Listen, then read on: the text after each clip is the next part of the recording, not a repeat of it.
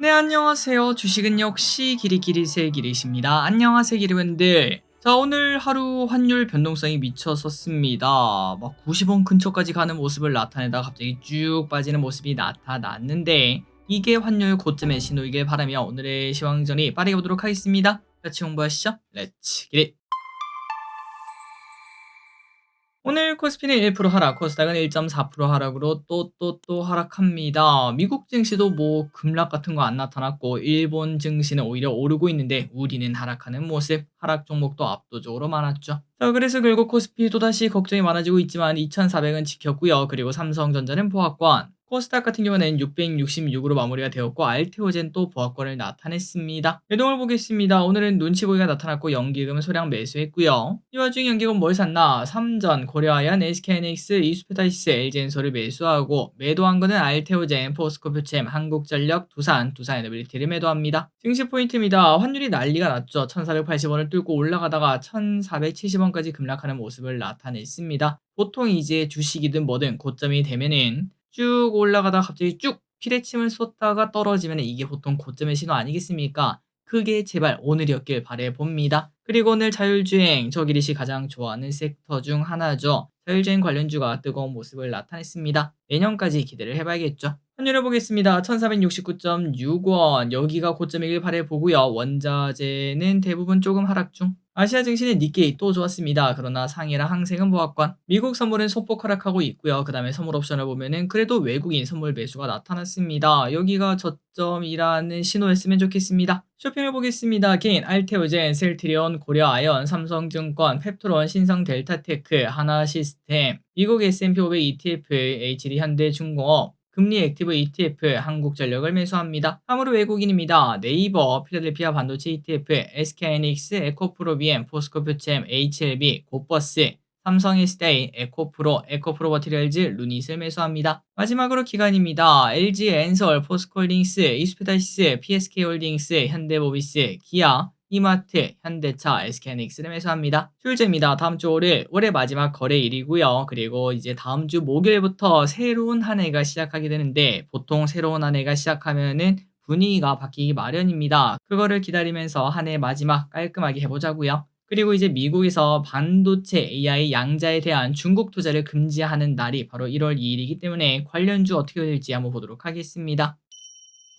오늘의 섹터입니다. 양자, 반도체, 자율주행. 자, 양자모 관련주 좋았습니다. 미국에서 뭐 리게팅 컴퓨팅은 뭐 난리가 났어요. 어디까지 올라가는지 모르겠습니다. 그러다 보니까 오늘 우리나라 증시도 안 좋다 보니 KCS 상한가 도착, 한국첨단소재 상한가 도착 난리가 나고 있습니다. 그나저나 엑스게이트가 대장인 줄 알았는데 뭔가 대장주가 바뀐 느낌이네요. 다음으로 반도체도 그나마 좋은 흐름을 나타내줬습니다. 산업은행, 반도체와 AI 등 첨단 전략 산업 분야 육성에 100조를 투입한다라는 소식에 그래도 빨간불을 켜냅니다. SK하이닉스 2% 상승, DI 14% 상승. 개인적으로 내년 봄 정도가 되면은 반도체를 볼 필요가 있다고 생각하는데 생각보다 빨리 오는 걸까요? 다음으로 자율주행입니다. 저기리시 가장 좋아하는 섹터고 연초에 꿈과 희망이 가득한 섹터가 텐베거를 찍는 경우가 좀 있지 않겠습니까? 개인적으로 그 후보 중 하나라고 생각합니다. 자율주행 규제 완화 기대감 여전하고, 그리고 SOS랩은 KG 모빌리티랑 MOU 체결을 했다는 소식에 스마트 레이더 시스템 15% 상승, SOS랩 6% 상승. 이때까지 SOS랩이 급등하는 모습을 나타냈는데 지난번 3일 전부터 스마트 레이더 시스템이 새로운 대장주가 되려는 모습을 나타내고 있습니다. 앞으로 흐름은 어떻게 될까요?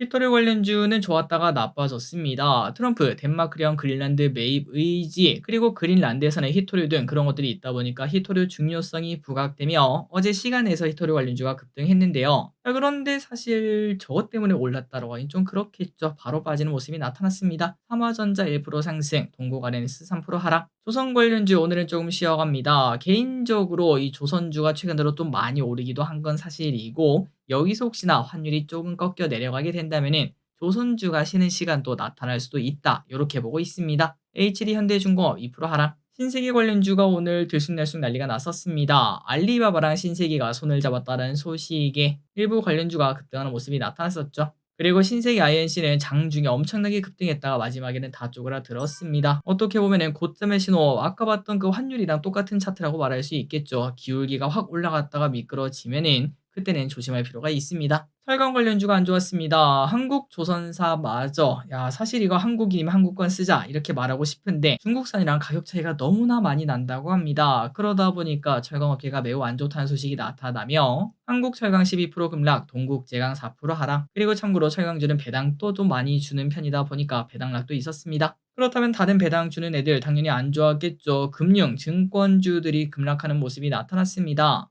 키움증권 9% 하락, 삼성증권 8% 하락. 오징어 개인 관련주 당연히 급락을 피하지 못했습니다. 외신에서는 평가가 냉랭하다 이런 얘기가 나타났지만 평가가 좋았더라도 당연히 하락할 수밖에 없었습니다. 덱스터 24% 하락, 아티스트 스튜디오 하한가 도착. 그리고 기름들 댓글에 스포 적지 마시고요. 혹시나 이제 스포 적으면 바로 그냥 차단하도록 하겠습니다. 그리고 혹시나 그럼에도 제가 또 못 보는 시간 안에 스포 적는 분들이 계실 수 있으니까 오늘은 댓글 보지 말고 넘어가시기 바랍니다.